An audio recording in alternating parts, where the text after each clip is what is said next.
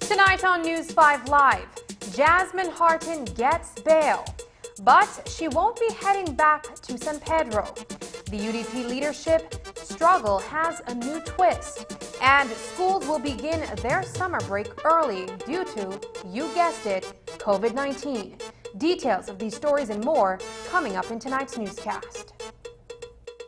Good morning, sweetie. It's time for school. Are you a teacher or public sector employee who is thinking of owning your new home? Get the keys to your new home with Belize Bank's all-inclusive mortgage, the best financing option in Belize for your new home purchase or construction. Inclusive of all mortgage-related fees, no down payment, affordable terms, amazingly low interest rates.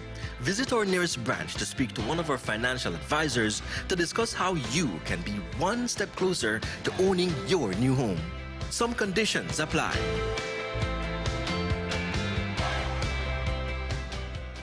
With the touch of a finger, we can easily unlock our phones and securely gain access to our data.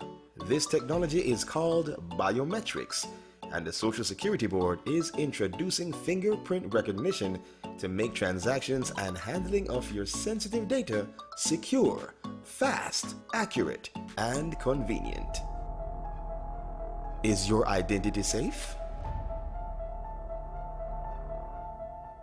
Fingerprint recognition will keep your social security record secure and confidential while making your access fast and easy.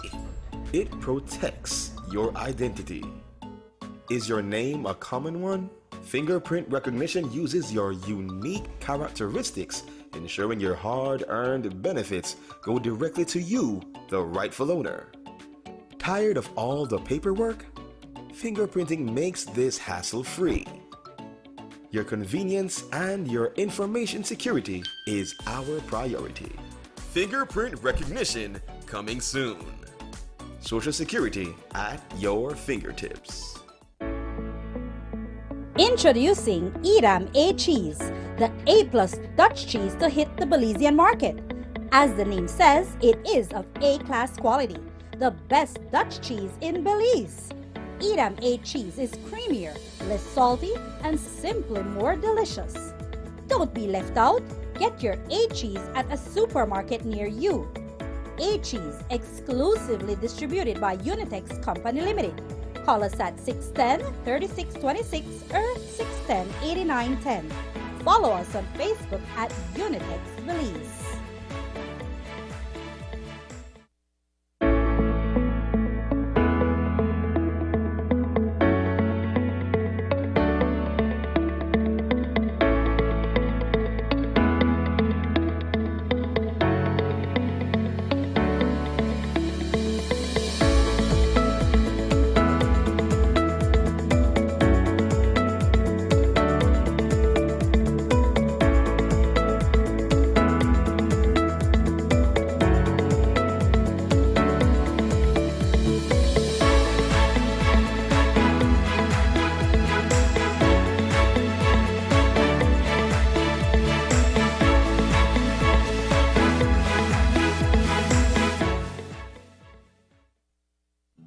My name is Kenrick, and I live in Belize City, and I'm employed as an agent for a company that does reservations for hotels from all over the world.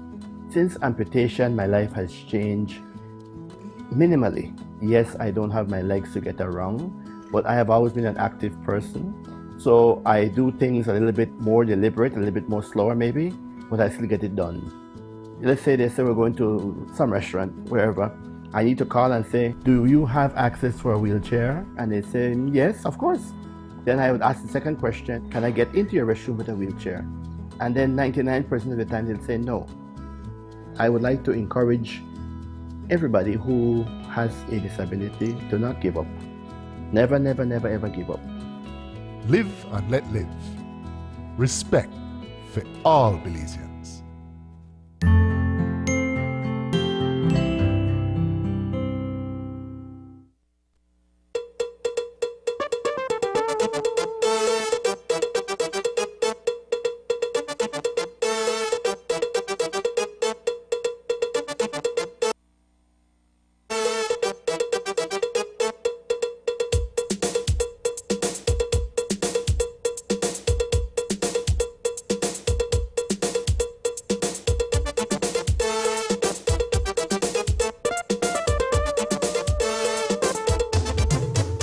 This newscast is brought to you by the Belize Bank Limited.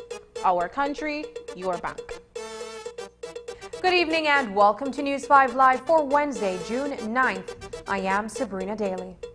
After spending 8 days on remand at the Belize Central Prison in Hattieville, Canadian national Jasmine Hartin has received bail. Within 3 hours, she was released from custody, notwithstanding the conditions put in place by Justice Herbert Lord. News 5's Dwayne Moody reports from the Supreme Court in Belize City. Today, Justice Herbert Lord handed down his decision in the bail application brought before the Supreme Court in the manslaughter by negligence case of Jasmine Hartin, charged for the shooting death of Superintendent Henry Jamot. After written and verbal submissions were made by the prosecution and the defense attorney, the judge ruled that there is not an unacceptable risk with granting bail to the accused. The judge has granted bail. For 2.5 hours this morning and then briefly this afternoon, submissions were presented, followed by a wrap-up by the judge, who will deliver his ruling in writing at a later date. During today's hearing, Crown Counsel Shanice Lovell presented details as to why the DPP's office is objecting to bail. From the onset, their objection was on the grounds that Hartin was considered a flight risk. What submissions will you be making to the judge? It's in relation to her flight risk status, but... Do you consider her a serious flight risk? Yes, we do. It was a very long day with long arguments, but in the end the judge felt that there was not an unacceptable risk of flight once the appropriate conditions could be put in place. There were various aspects considered in the decision, including the seriousness of the offense and the severity of punishment if the accused is convicted. Also taken into account were Hartin's connection to Belize, the time limit for investigation, among many others. Of note is that portions of Hartin's caution statement were read before the court today as Superintendent Henry Dramott's sister sat in on the session. Hartin said, quote, "He asked me to hand him the magazine so he can reload it. I tried to take out the magazine, which was stuck, and the firearm discharged," unquote. Attorney Godfrey Smith also said that the senior cop had allowed his client to handle the firearm the previous week and that both the accused and the deceased were drinking leading up to the fatal shooting. Smith, in his presentation, shared 7 points, including a checklist used to counter the Crown's submission that Hartin is a flight risk. The question of whether you grant bail or not includes a whole list of factors: previous convictions, character of the person, economic ties to the country, family ties, community ties, and so basically the judge carefully went down the entire list and concluded that there was not an unacceptable risk of flight. Bail was issued in the sum of 30,000 Belize dollars with one surety of the same amount with 8 conditions.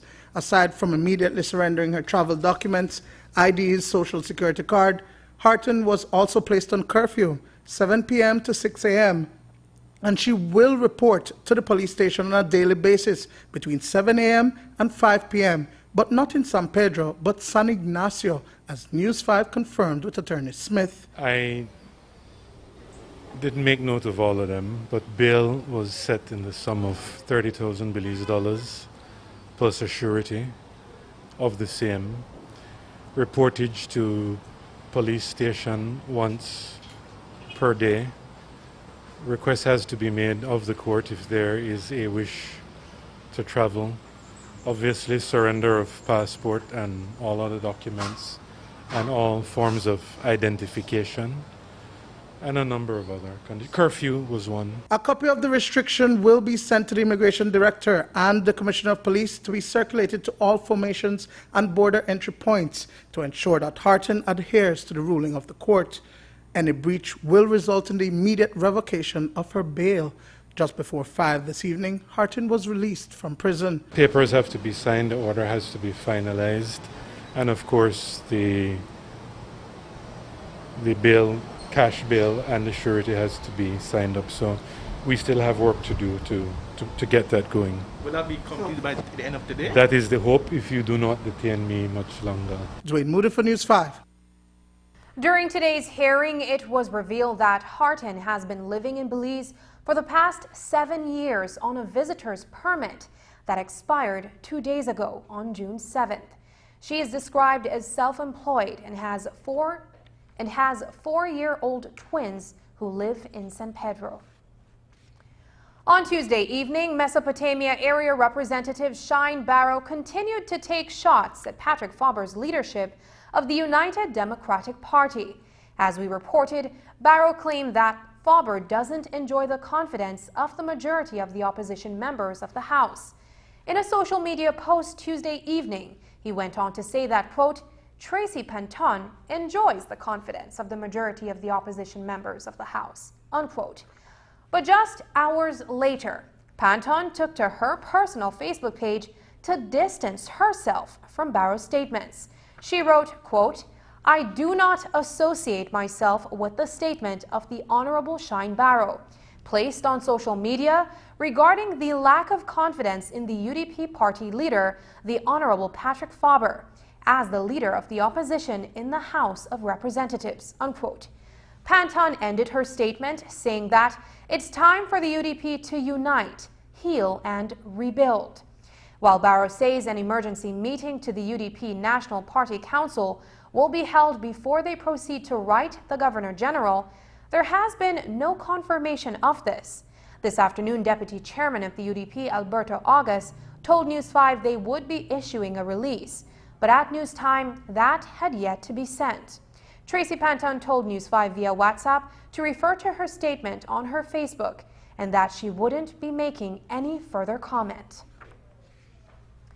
Police were called to retrieve the charred remains of a person on a farm in Esperanza Village on Tuesday morning. It was discovered by property owner who told police that on Monday he noticed a huge fire on his farm. The following day, the farmer reportedly went to check the area where he found the charred remains and called police. While the remains have been transported to the National Forensic Lab for examination, the San Ignacio and Santa Elena Fire Department are asking the public's assistance in locating one of their own. A release from the department says volunteer firefighter Peter Jones has been missing since Monday evening. There are not many details available at the moment as to the circumstances surrounding his disappearance. But anyone with information is asked to call the Santa Elena Fire Department or nearest police station. Coming up, schools almost out for summer. Find out why the Ministry of Health is saying June 18th has to be the last day of face-to-face classes when we return. Galenia Hospital, located in Cancun, Mexico's premier tourism destination, is a state-of-the-art healthcare facility that provides highly specialized medical services. We are Quintana Roo's biggest private hospital with board-certified doctors and staff. Some of our services include Cath Lab, Adult Intensive Care Unit, Neonatal Intensive Care Unit, emergency rooms, operating theaters, ambulance services, and more. We are a medically accredited hospital by JCI, Accreditation Canada International, and General Health Council, providing extraordinary care in every specialty, from our cardiology department to our neurology center. We are focused on treating the entire person, body, mind, and spirit. Contact us at medicaltourism@hospitalgalenia.com or visit our website at www.hospitalgalenia.com. Come to Galenia Hospital in Cancun for a truly personal medical care experience. It's a fact that with Smart, you get truly unlimited everything. Only with Smart, you get unlimited data anytime. While with the other guy, it's only double data on weekends. With unlimited data every day with Smart, there's no need to wait. So, it's a fact that our unlimited plans beat the competition. Stop being measured and told when to use your data and get unlimited talk, text, and data. Experience the true unlimited plans with Smart. That's a fact. Make the switch and live smart.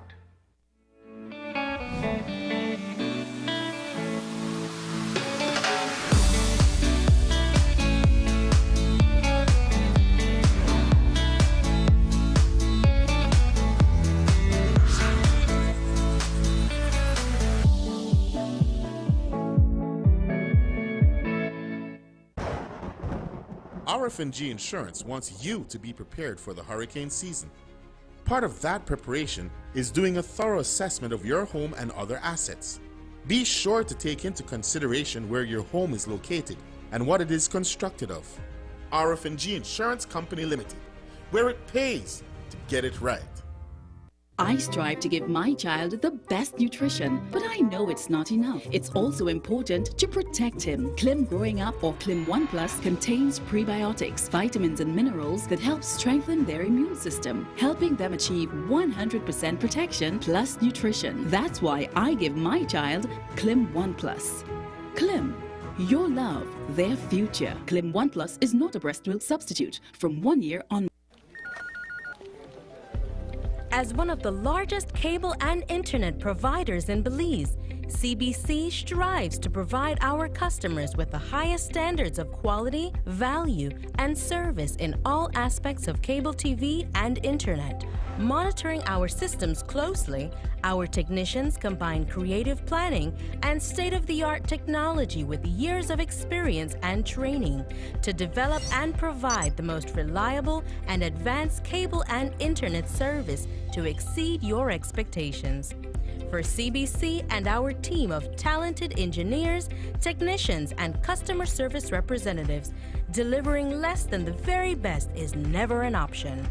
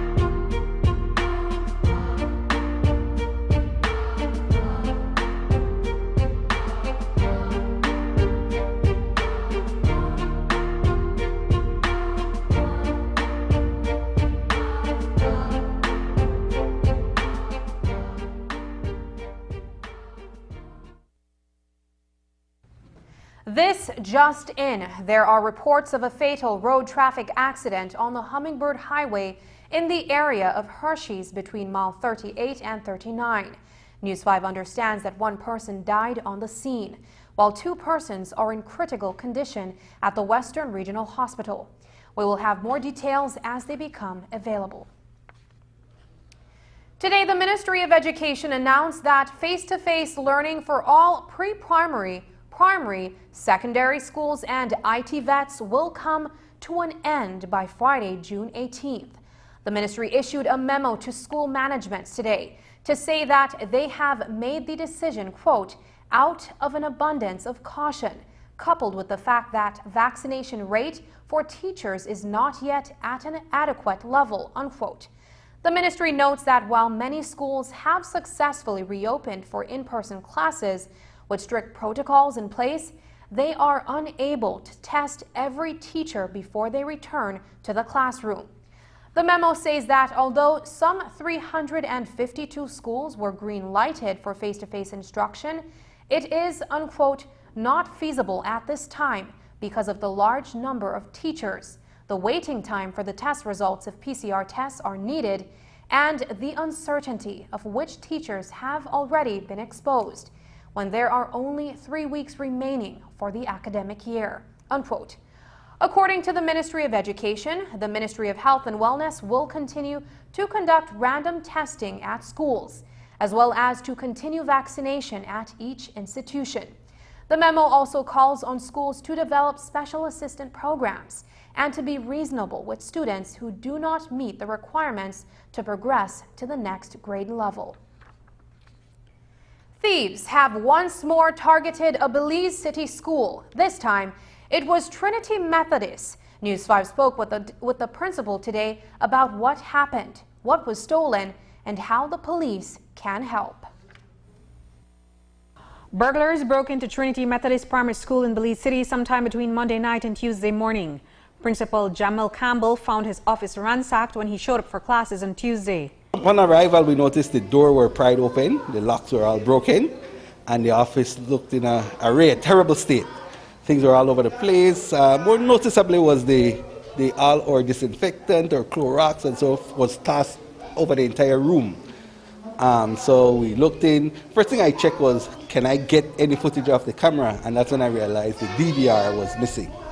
The thieves stole an assortment of items from the school. Among those are electronics that the school uses every day, which include a laptop and a digital video recorder. 4 of the main items are our printer, or DVR, of course, the speaker, we have a Bluetooth speaker was here, and a laptop. Those are the 4 main items that are missing. description, we have a Caracera printer. It's one of those ones that we use in the office. Our Bluetooth speaker is about 3 feet high, sorry. We have a Lenovo laptop, and of course our Anki DVR that records the video from our cameras. Now, Principal, do you have a value for these items? We have an estimate total damages and value of those items somewhere around $4,000, what may say. For the school to suffer this, I mean, how tough is this for the school at this time? Extremely tough. Of course, you know, for the entire country, this has been a tough year. So you could just imagine fees and those things are little to nothing coming in. So we can't bear this burden here. We really need the community to support us at this time so that we can make it through and be ready for school onward. And they need the community's help once again, because this isn't the first time the school has been targeted.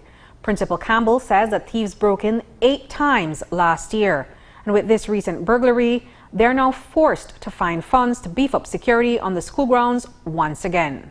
Last year, from between January and March, we were targeted 8 times. Of course, with the community support, we got cameras and we beefed up our security here. And we caught the culprit. He's behind bars at this time. So for this to happen now, we're really baffled as to who can it be at this time. Yes. What can you do moving forward to try and secure the property here? All right, so definitely beef up security more. So we want to change the locks that we use. We want to use some tougher locks.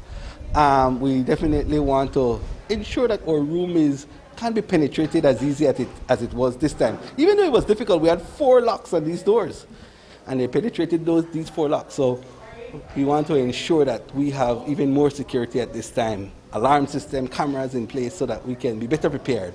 Reporting for News 5, I'm Andrea Polanco. If anyone approaches you trying to sell the school's stolen items, please call the nearest police station or contact the school directly.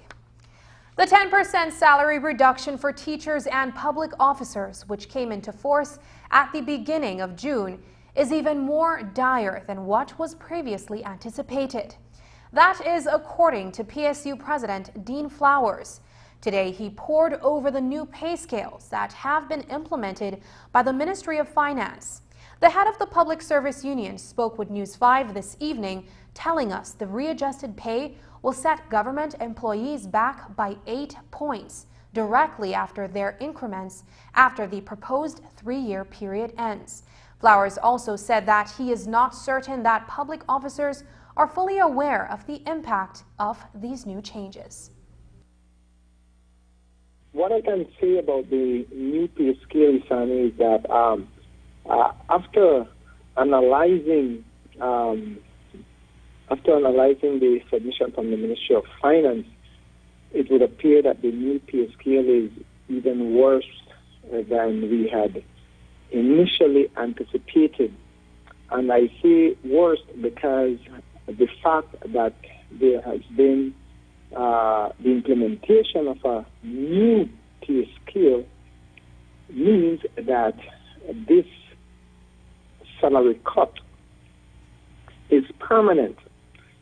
This is not a salary cut that will be held for 3 years, and once that 3 years has expired, you will return to your present point.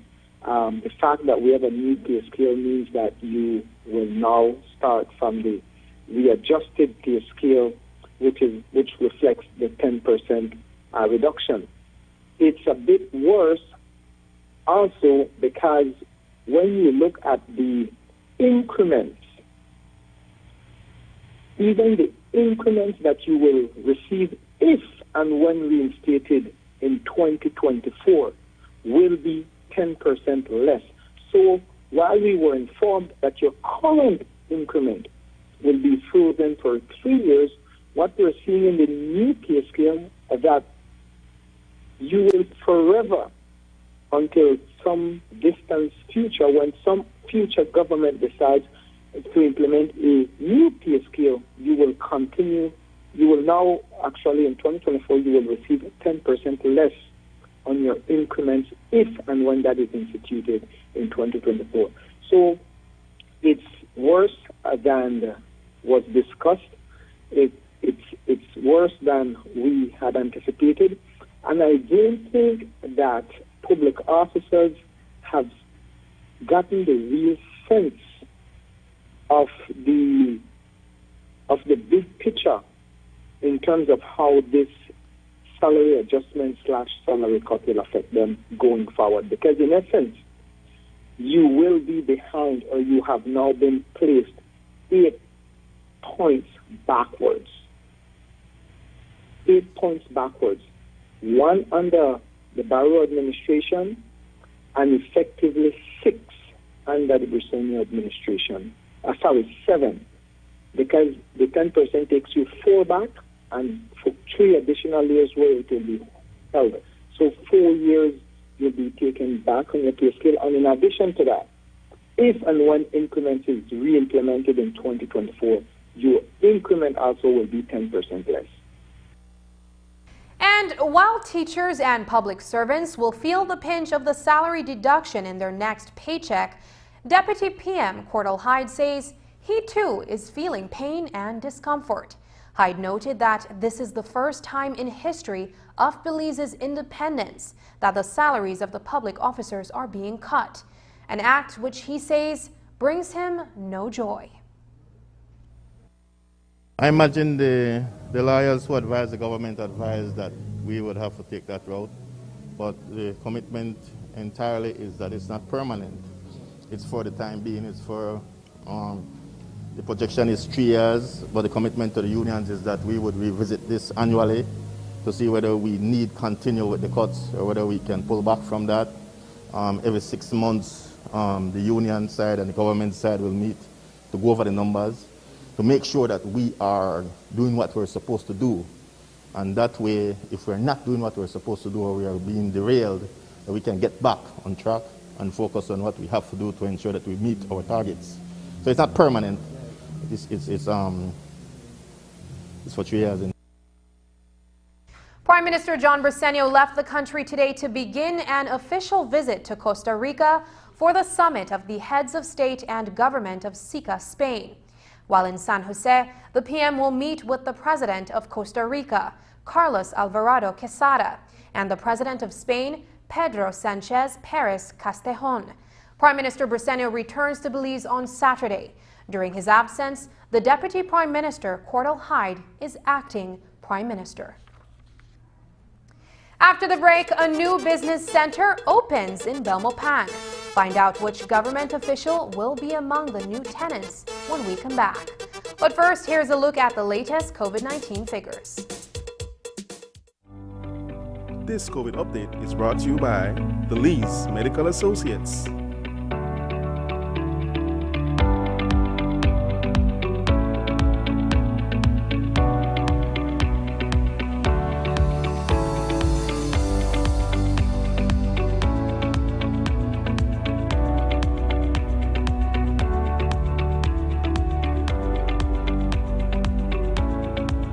This COVID update was brought to you by the Lees Medical Associates.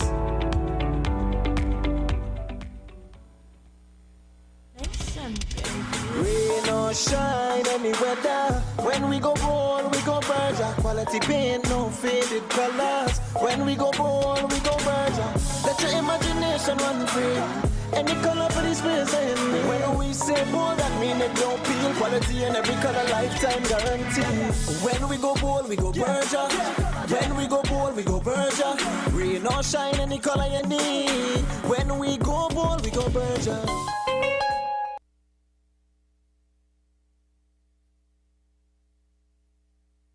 Times have been challenging. Some days we feel vulnerable, scared, alone.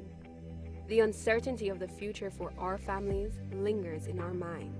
But times like these brings out the best in all of us, revealing our resilience and strength, and bringing us together as a people, as a nation. Through partnership with the National Bank and Government of Belize, Digi developed its mobile pay solution, a safe, reliable, and convenient way for approved applicants of the Belize COVID-19 cash transfer program to collect their approved funds at any Digi store or National Bank of Belize location countrywide.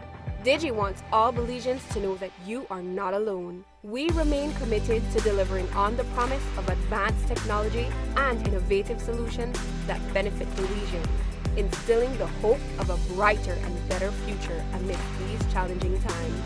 We are here for you.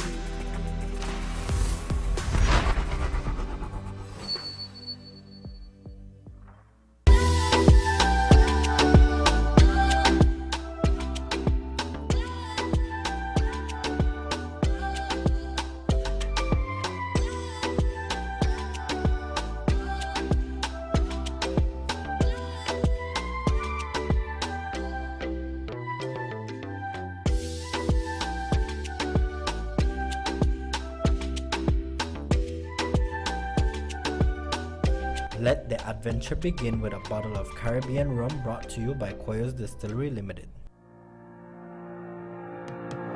We are faced with crisis situations, and we take up the duty as the Red Cross staff and volunteers to respond to the humanitarian needs of affected people. One thing that is certain is that we now have a vaccine we can take to bring back some sense of normalcy for all of us. I believe in the COVID-19 vaccine. I will take the vaccine when it's my turn, and so will my staff and volunteers. I urge you to take it too. Hashtag Get Vaccinated Belize. It is my time to protect your life. Don't wait to vaccinate. I believe in the COVID-19 vaccine. Do not hesitate, Belize. Vaccinate. Be COVID-19 safe. The vaccine is the best way to protect lives. Don't wait. Vaccinate. If you care, love them, protect them, vaccinate them.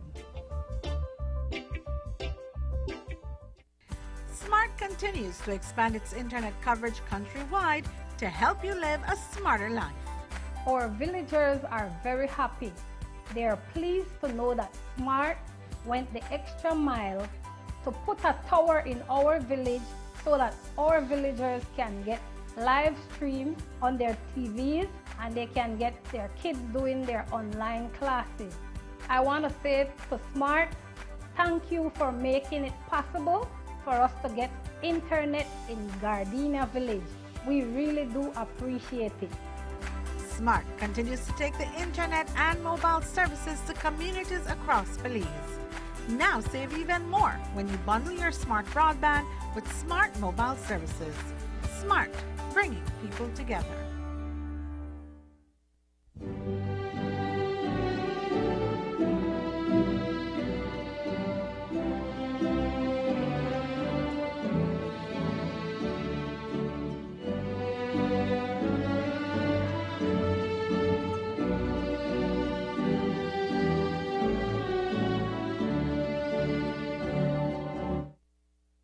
The Ministry of Natural Resources finds itself in a bind where the consent order issued by the Caribbean Court of Justice on Maya land rights is concerned.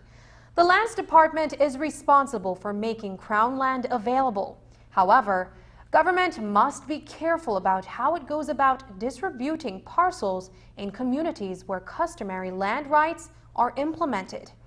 It's a concern that has arisen out of the recent issue involving the village of Cricket-Sarko and private investors. As we reported, Gary Sewell has been issued a cease and desist order by the Forest Department, but the land he was accessing in the vicinity of Cricket-Sarko is privately held. Today, Deputy Prime Minister Cordell Hyde, whose portfolio includes natural resources, weighed in on the controversy. We're on uncharted territory where the whole implementation of the communal lands victory is concerned. Big questions remain. How do you work the whole private land, private rights situation inside of communal lands? And there are lots of people who have private property in these communal lands. How do you have people who have leases, who've not been able to renew their leases have expired, and we have a standing moratorium on that kind of activity with the Lands Department in the communal areas. And those things will have to be started out. But we'll have a discussion next week on it for sure. Because another big question that looms is really how do you get prior informed consent from the Mayans as it relates to land usage and interaction down there. These are difficult questions, but the times require that we grapple with them and we deal with them.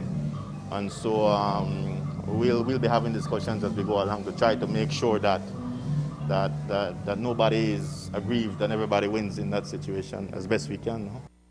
Pioneers of the fund. The Sarstoon and Tamash Institute for Indigenous Management has a new executive director. This follows the recent appointment of Froila Salam as the post of Governor General.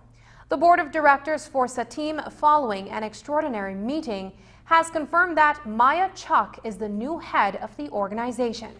Maya Chuck, the daughter of former executive director Greg Chuck, was the first program coordinator for Satim's women's program.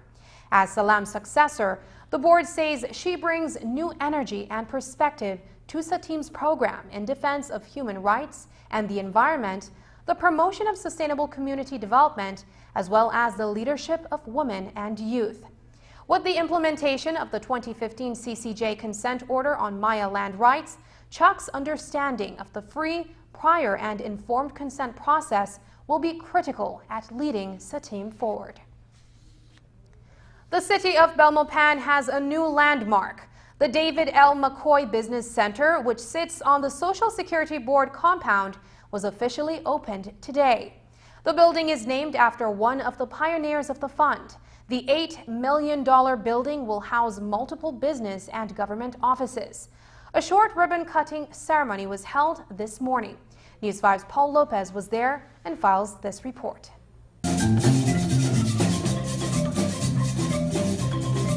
The Social Security Board dedicated the David L. McCoy building in honor of the former PUP government minister who served within the public sector for 32 years of his life. The family of the former minister was present at today's ceremony. His daughter, Lottie McCoy Gill, spoke to us about her father's legacy. Do you feel like his service has gone overlooked for quite a long time? Truthfully speaking, I believe that had been the case, but today's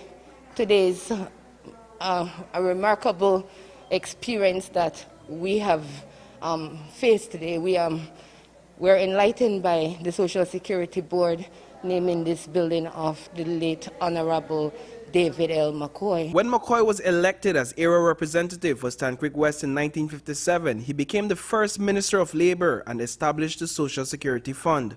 But mainly I am here to give salute and to honor the name of David L. McCoy, the man whose vision it was 52 years ago to establish the Social Security scheme. As I said, he was way ahead of his time. 12 years before independence, he had been fighting for this, and ultimately it's a scheme that protects against poverty in your older years. For the Social Security Board, the new business center is not only a source of pride, but a means of meeting an obligation to those covered by SSB. In his address delivered on June 15, 1982, on the occasion of the first annual report of the Social Security Fund, the Right Honorable George Cadle Price said as Prime Minister of a newly independent Belize, Social Security is but the beginning of developing the proper attitudes of responsibility for older or injured citizens, so that we can become conscious of the human and social obligations which the economy must strive to meet. Today, the Investment Committee of your Social Security Board is doing just that. With the new building, we are fulfilling its mission to have a financially stable program to provide a lifetime of coverage to many thousands of Belizeans insured through the scheme. Approximately $8 million was spent on its construction. 45,000 square feet of the building will be used as rentable space. Based on our estimates, we will recover the investment in 10 years at an 8.2% rate of return. The good news I want to share with you all is that, as demonstrated in investment in the David L. McCoy Business Center, we will already achieve immediate returns, as it will serve government offices, NGOs, and BPOs. Reporting for News 5, I am Paul Lopez. Deputy Prime Minister Cordell Hyde today confirmed that the Prime Minister's office will be renting a space in the new building. Now, the Prime Minister's office has, for over a decade, been situated inside the Sir Edney Kane building in Belmopan. So why the sudden move to rent of space that News 5 understands can cost up to $15,000 monthly? And to a building that will also house a call center. According to Deputy Prime Minister Cordell Hyde, the Prime Minister's office inside the Sir Edney Kane's building is also used for weekly cabinet meetings. But due to the large number of cabinet members and COVID-19 regulations, cabinet is unable to meet there.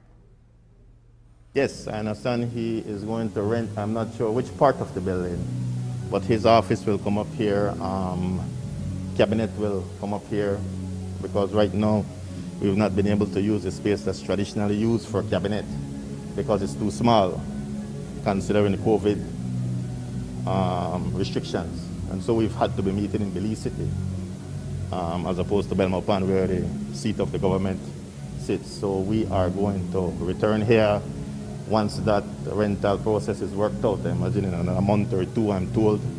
I'm also told that it's not going to cost the government additional money, that they are going to give up an expensive rental they have with some private sector person, and that money that they were spending there will now be spent with the workers of Belize in terms of payments to Social Security.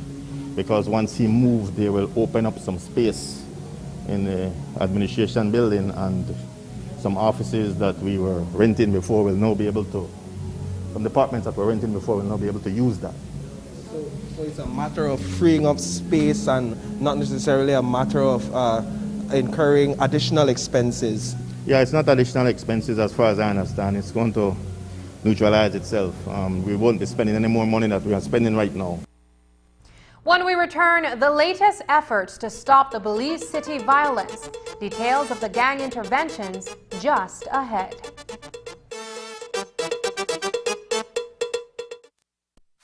Benny's is kicking off Father's Day with popping deals for dad. In the month of June, we're offering 19 to 25% off selected items such as Milwaukee and Axie power tools, car care products, Karcher pressure washers, and much, much more. And that's not all. The race is on Saturday, June 19th. All roads leads to Benny's Cotton Tree Compound, mile 43 on the George Price Highway, where we will host the first ever Benny's 100.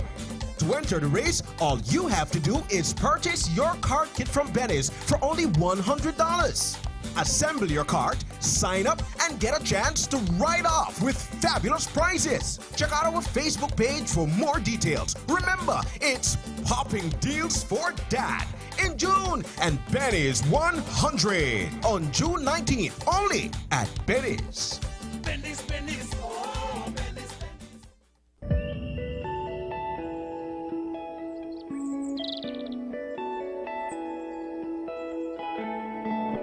What is climate change? Climate change, or global warming, as defined by the United Nations Framework Convention on Climate Change, is said to be the process of our planet heating up. The Earth has warmed by an average of 1 degree Celsius in the last century, and although that might not sound like much, it means big things for humans and wildlife around the globe. Rising temperatures is making our weather more extreme and unpredictable. Some impacts of climate change in Belize are flooding, drought, unstable weather patterns, and changes in seasons that affect agriculture, human, and wildlife activities. What is REDD+? REDD+ is a mitigation activity to reduce carbon emissions and increase carbon stock in the forest sector. The name REDD+ stands for Reducing Emission from Deforestation and Forest Degradation, plus Conservation, Sustainable Management of Forest and Carbon Stock Enhancement. How can REDD+ be a solution? Trees breathe the greenhouse gases we produce. We can start caring more for our forests by planting more trees and keeping our landscapes intact. Our forests are part of the solution. Also, by encouraging the adoption of sustainable forest management in Belize, we can help restore forests that have been lost. Forests are linked to all aspects of human well-being. Think about the clean air that forests provide, that oxygen that we breathe. If it wasn't so clean, especially during that fire season, we would actually be facing a lot of problems. So breathing clean air is something that we may take for granted, but it's actually something that forest provides and that contributes to our health and happiness. One of the advantages of doing things associated with REDD+ in Belize is that it actually is a great mechanism for us to be able to maintain forests while at the same time sustainably using them and keeping all the services and goods that the forest provides to us intact, for example, water. At night, it's the trees and the plants in the forest that actually release that water that goes up in the atmosphere and eventually comes back as rain. If we don't have forests, that water is gone. If we think about our food security and the food that we eat, the agriculture industry and how important it is for Belize, we don't necessarily associate it sometimes with actual forests. But it's those forests that actually feed the soil organisms that cycle the nutrients and make our soils fertile. It's those forests that are a house and home for pollinators that pollinate our crops. And it's those forests that maintain the water that our agricultural areas need to thrive. Otherwise, we would be subject to things like droughts. There is hope with REDD+.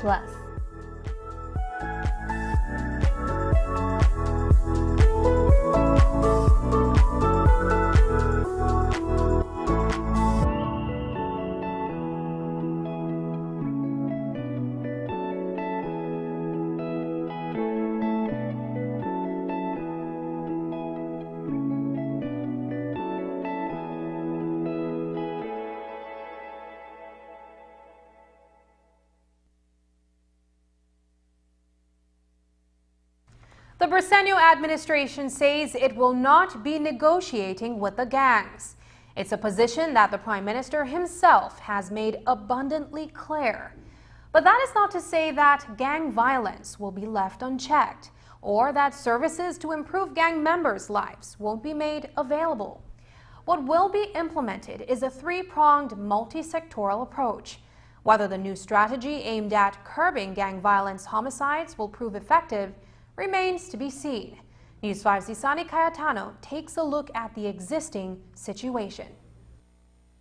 A recent flare-up of gang violence in Belize City has prompted an intervention from stakeholders in law enforcement, as well as the penal system. A rash of homicides in May was attributed to rivalries among several groups of criminals. In the wake of those incidents, Commissioner of Police Chester Williams, along with Nur Mohammed and Abdul Nunes, of the Behavior Modification and Conflict Management Services, formerly Conscious Youth Development Program, sat down with 27 young men in an attempt to broker a ceasefire. On Friday, a leadership intervention program was held to explore meaningful ways in which the issue of gang violence can be addressed at all levels. Leading the charge is William Dawson. Being the director of the Wellness Youth Facility at the Belize Central Prison, I'm privileged to work with the young men who have been sent from the court to the prison for committing major offenses. And over the past 4 or 5 years, we've been able to actually collect data that proves that adequate support system and good programmatic guidance, really assist these juveniles in turning around their behavioral patterns, their lifestyle, and improving their literacy. Regrettably, many of these killings are carried out by teenage minors. We cannot continue to ignore the fact also that many of these murders that are happening are being committed by young men below the age of 18 years old, and unfortunately they come to the Wellness Youth Facility. From a law enforcement perspective, a similar mediation exercise was held on the weekend of May 23rd. Coming out of that meeting, Compol Williams said that the time for talking is done. I still do believe that something more drastic needs to be done for these gang members to understand that, you know what, your behavior has become intolerable, and as such, drastic action must be taken against you. So we'll see how that plays out. We're going to continue to monitor the situation and see how it goes. And I have said to them in the mediation session that this is the last talk. if it continues, we're not going to sit down and talk no more. Something else will be done. Prime Minister John Briceño has also weighed in on the matter. While he is against sitting down with the gangs, the PM acknowledges that there are several initiatives to provide employment. The bloodbath, he says, is the result of a desire for self-destruction. You can't stop people who want to kill themselves. As much as we would not want that to happen, these people have a death wish. They're going after one another. And as much as we put the police on the streets and trying to monitor them as close as possible, they find ways. They find ways. So we just have to be going aggressively at them and trying to, whenever we find anything or get guns off the street or get some of these guys off the street, doing more community policing so that we can get better intelligence to be able to address that issue. Compared to public perception that gangs are feuding primarily over drugs and territory, some of the biggest fallouts are actually over trivial matters that get blown out of proportion. A lot of what happens in the street, contrary to the belief that they're killing each other for drugs and that stuff, sometimes these issues start from petty arguments, what we call in Belize hearsay or yeriso. People carrying the wrong information, and to some extent, I will tell you, even influential individuals, without getting into specifics, who carry misinformation to these guys and what they term as use them when it's convenient to do certain tasks for them. And so they're coming out clear, saying that they just want it all to stop. And so mediation is a key factor in all of this, and it comes down to looking at our culture of masculinity. Reporting for News 5, I am Isani Cayetano. There was an ordination ceremony held earlier today at the Sacred Heart Parish in Dangriga, where Brother Mateo Salam was ordained as a transitional deacon for the diocese. Salam, a proud Quechua Maya from San Pablo, Toledo, entered the seminary in 2013, where he pursued priesthood. He studied for 3 years at Sacred Heart Junior College while residing at the seminary. When he graduated in 2016, he moved on to further studies and formation at Kenrick Glennon Seminary. On Friday, Deacon Marcus Rodriguez will be ordained into the priesthood by Bishop Lawrence Nicasio at the ceremony to be held at the Holy Redeemer Cathedral. Just ahead, hurricane shelters can protect evacuees from a storm, but there may be other danger at the shelters themselves. Find out what the Belize Red Cross is doing to keep people safe and shelters violence-free when we come back. But first, here's the weather forecast with data from the Belize Met Service.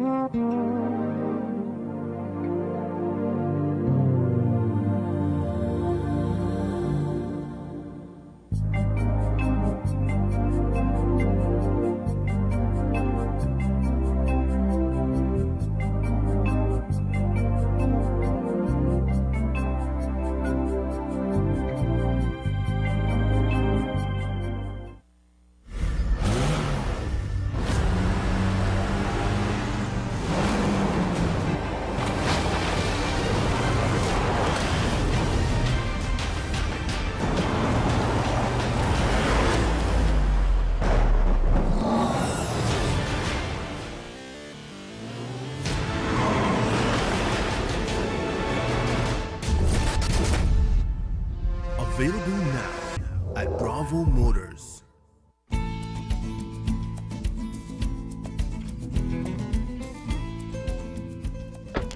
Hola, Tony. Hey, Kevin, ¿qué onda? ¿Qué pasa? Nada, le vine a buscar porque necesito comprar más mercancías de vasos y platos desechables para mi tienda de comestible. Me estoy quedando sin esas cosas. No, hombre, fíjate que desde el 15 de abril no puedo importar nada de eso. Y se me acaba de terminar todo lo que tenía hace como 3 semanas. Oye, pero nunca has estado sin esas cosas. ¿Qué está pasando? Mira esto. Esta es la nueva ley que prohíbe todo el uso de plásticos no reutilizables. Esos son vasos, platos, cucharas, tenedores, todo eso. Desde 15 de abril de este año no he podido importar nada de eso. A partir del 15 de enero del 2021 nadie puede fabricarlo. 15 de abril 2021 nadie lo puede vender. Y a partir del 14 de julio del 2021, si alguien te agarra con eso, te multan. Híjole, no sabía eso. Necesito cambiar algunas cosas. Les diré a mis clientes por qué esas cosas ya no están disponibles. Gracias, Antonio. Así es, cuídate.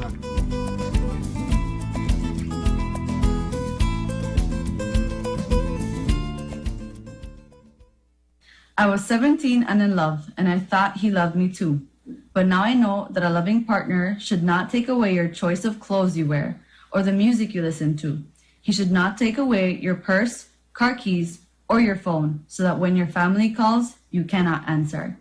If your partner is controlling you, it is domestic violence. Call 0800 A Way Out or our cell phone number 672-9628.